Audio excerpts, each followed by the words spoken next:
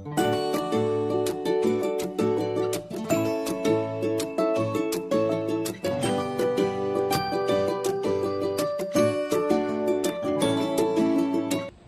day everyone, we are Group 1 and today we will be presenting our topic entitled Culture Systems and Methods for Finfishes and Crustaceans. This topic discusses the different aquaculture systems used in raising finfishes and crustaceans, including the types of culture systems based on confinement, species combination, and levels of production.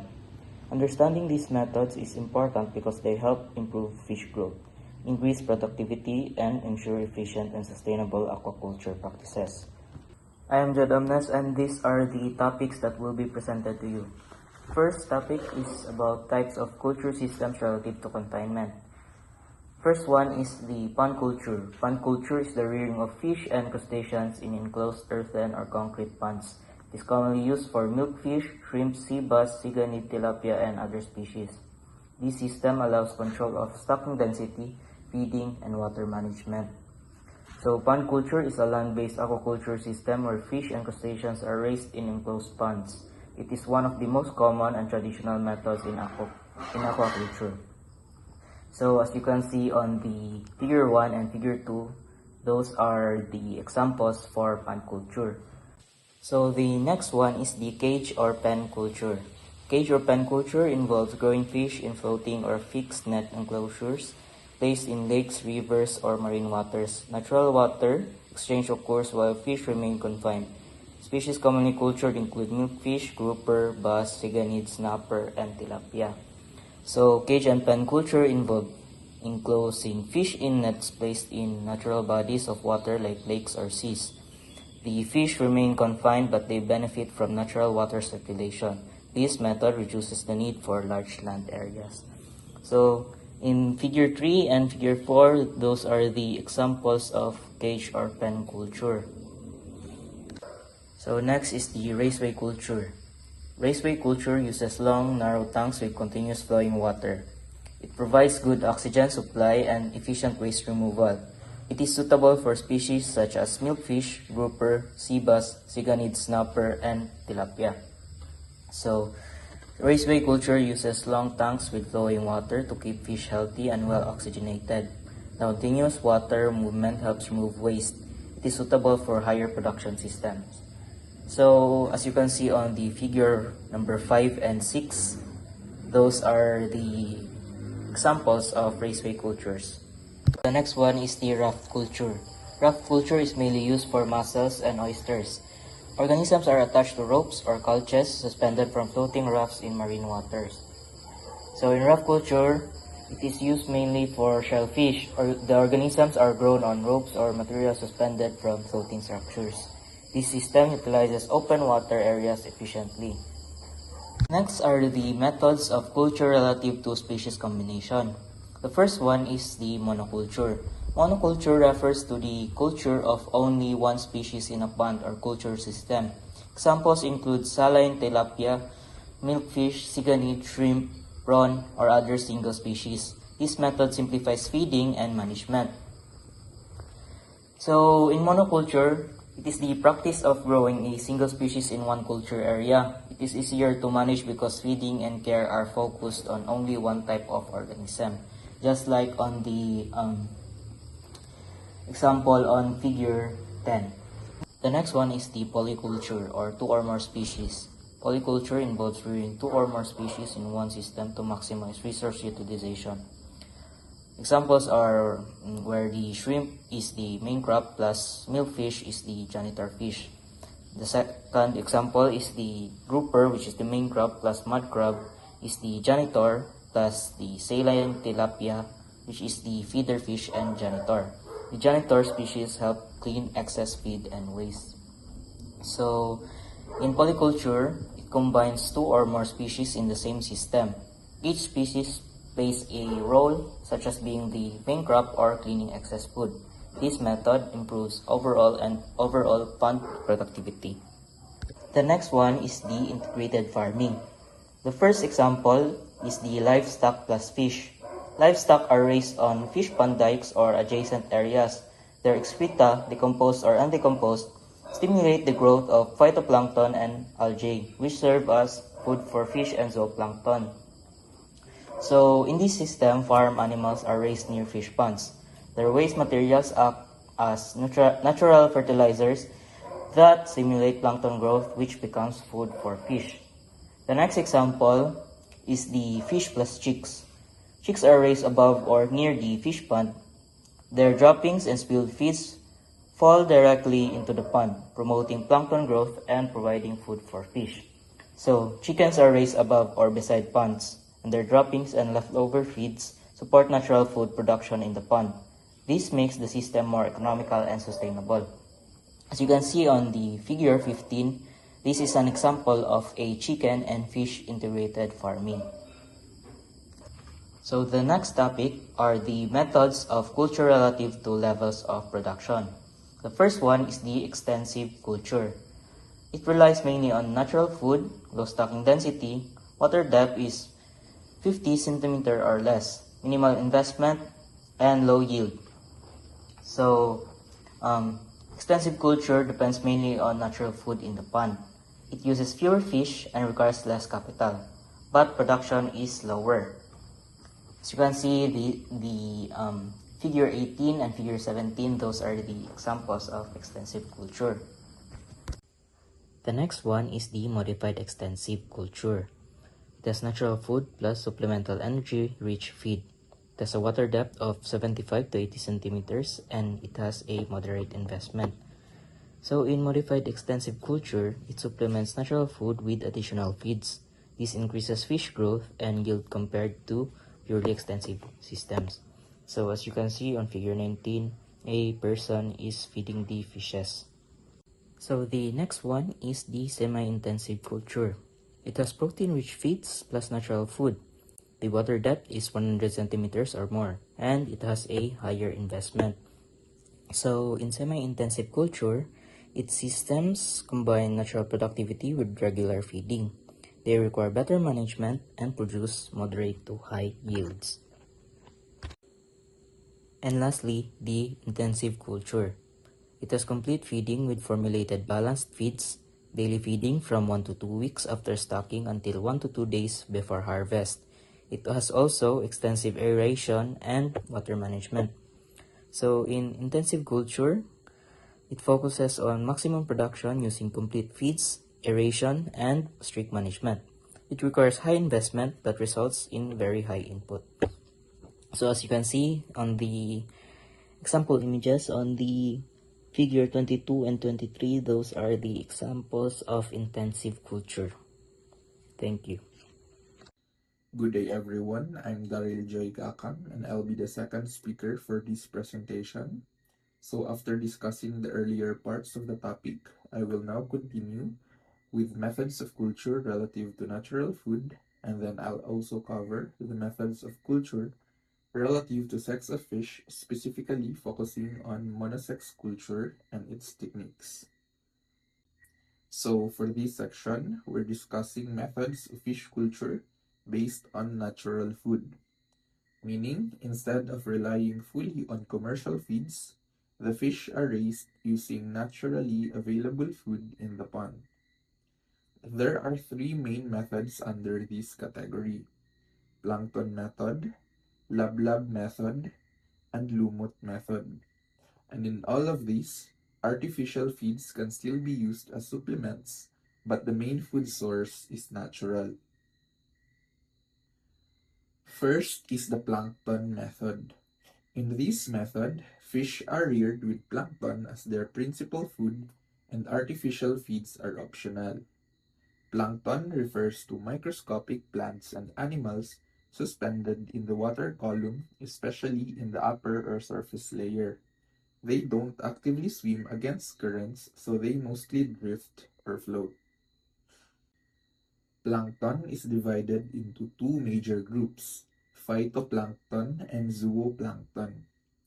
Phytoplankton are the plant component, and examples include green algae like Cinedesmus and Chlorella, blue-green algae like Microcystis and Anabaena, diatoms like Nitzschia and Navicula, euglenoids like Euglena, and dinoflagellates like Ceratium and Gymnodinium.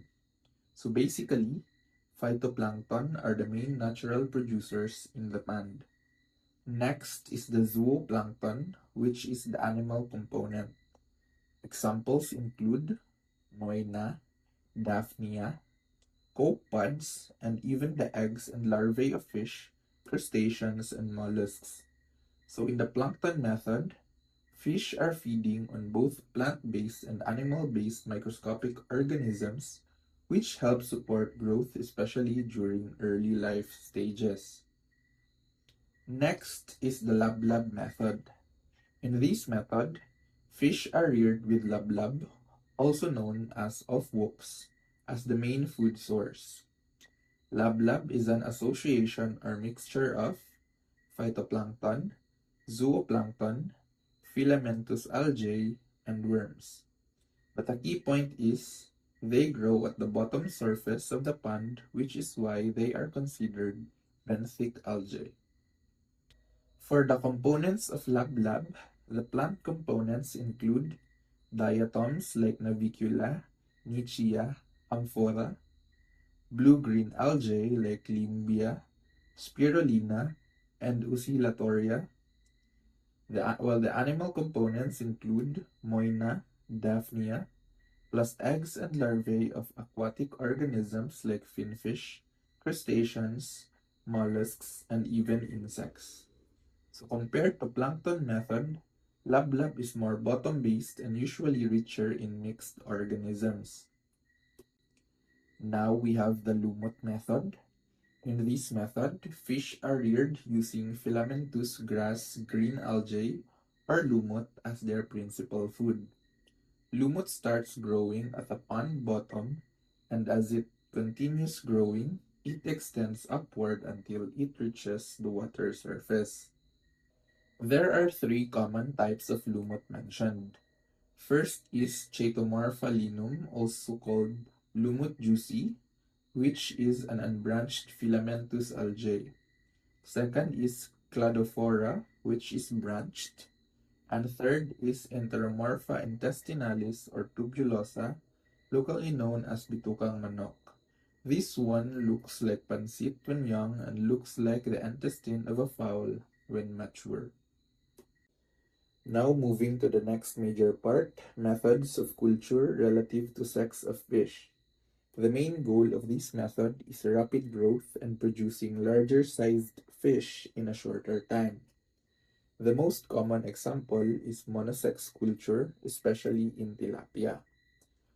Monosex culture means rearing either all males or all females, mainly to prevent overpopulation and uncontrolled breeding in the pond. Under monosex culture, there are several specific methods. First is manual sexing, which is physically separating male tilapia from females. Males are preferred because they generally grow faster and reach market size earlier. Second is hybridization, which means crossing two species within the same genus, such as Oreochromis mozambicus crossed with O. niloticus. This can produce around 95 to 100% male offspring depending on the hybrid combination.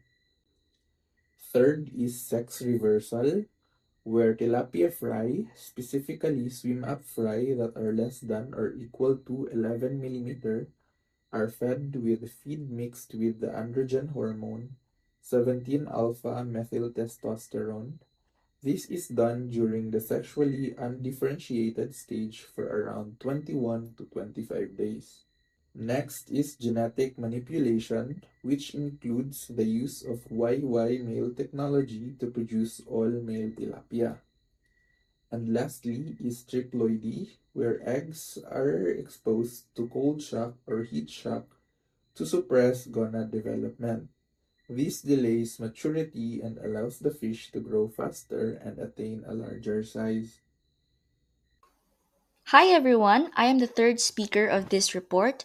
My name is Kyla Hanalay Lozaria Lamata, and I will be discussing other methods under fin fishes. First one is the traditional straight run method. Fish are stocked in growth out ponds and remain there until harvest without transfer, and allows 3 to 4 croppings per year. In this method, once the fingerlings are placed in the pond, they stay there until they reach market size, so there is no grading or transfer to another pond. In real life farm settings, this is commonly used in small scale operations because it is simple and requires less labor and infrastructure. However, since fish of different growth rates stay together, size variation can occur. Faster growing fish may outcompete the smaller ones for feed. It allows multiple croppings per year, especially in warm climates like the Philippines, where growth is continuous due to favorable temperatures.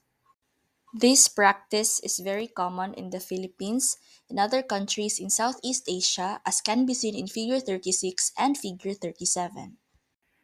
The second method is the modular method. It is where fish pass through three grow out pond compartments: the production process stage 1, to production process stage 2, to production process stage 3, where it has an area ratio of 1 is to 2 is to 4. An example of this having a 7 hectare proportion is where PPS1 is equal to 1 hectare or approximately 14.29%. PPS2 is equal to 2 hectares or approximately 28.57%, and PPS3 is equal to 4 hectares or approximately 57.14%. So this allows 6 to 8 croppings per year and potential output of more than 2 ponds annually. So in this system, fish are transferred as they grow, so it moves from smaller to larger ponds. This reduces overcrowding and improves growth performance. So in actual farm practice, this allows continuous production because while one batch is in PPS3, new fingerlings can already enter PPS1. So that is why it achieves more croppings and higher annual output compared to the straight run method. Now let's move on to culture methods for mollusks and other invertebrates. First one under this is the hanging method. Suspended cultures in rubber strips, ropes with shells for oyster spat collection. So in this method, materials are hung in the water to attract free swimming oyster larvae to attach. So in real life coastal farms, ropes or old shells are commonly used because they are cheap and effective. This also keeps oysters off the muddy bottom, improving survival and reducing predation. Next one is the ring method. Rubber strips tied to bamboo poles as spot collectors. So in this method, rubber strips are attached to bamboo poles placed in coastal waters. Oyster larvae naturally attach to these strips.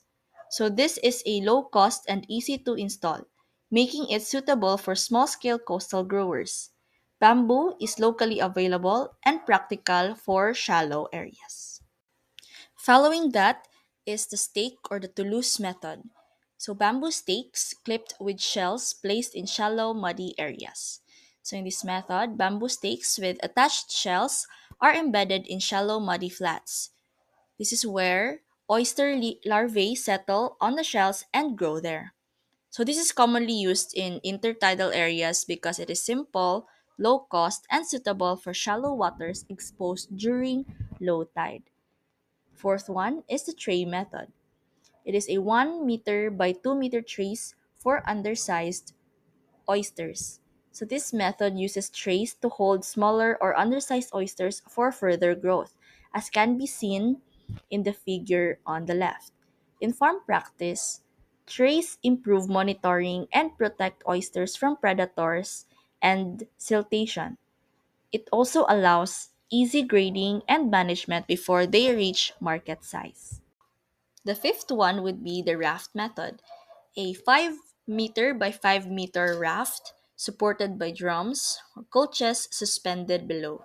In this method, a floating raft holds ropes or shells suspended underwater for oyster attachment.